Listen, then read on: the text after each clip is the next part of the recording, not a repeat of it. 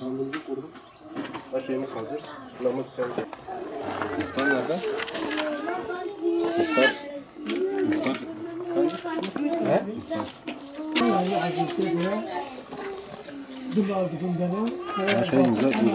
Uzak oldu.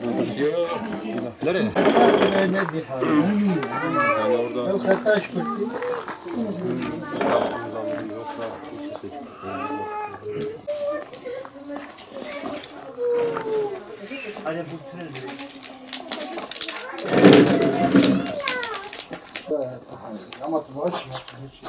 والصالة كي لافج هذا Salih.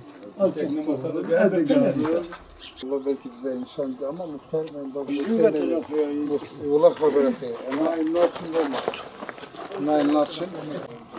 Ya milletvekili belki Cumhurbaşkanı resmen hamile seri. Öğretimdeki şey hal verir. Bu parti cevabın işaretli mi? Yok mu? Muhtar. بلي مغابتنا Var imza kodaka. قالك هذا مثلا وانا مو مغابتنا Var muhtar var imza kodaka. الرئيس كي مغابون Vay vay vay vay. Elimizden olsam adamı alıp götürürüm. Tamam. Cumhurbaşkanı seçilecek bu Türkiye'de.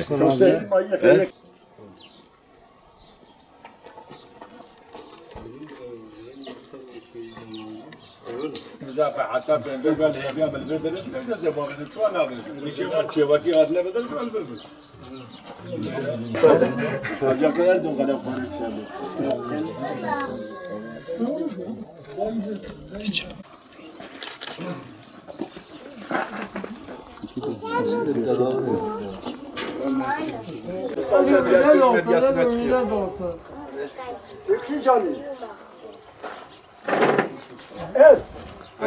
خدعوا ربيع على بلادي وابوكم çok sağ olasın. Bes خيري بقدر. Eşkısı khayri yapalım. Khayri yapalım. Seçmen isimlerinde şu anda 21 kişi var.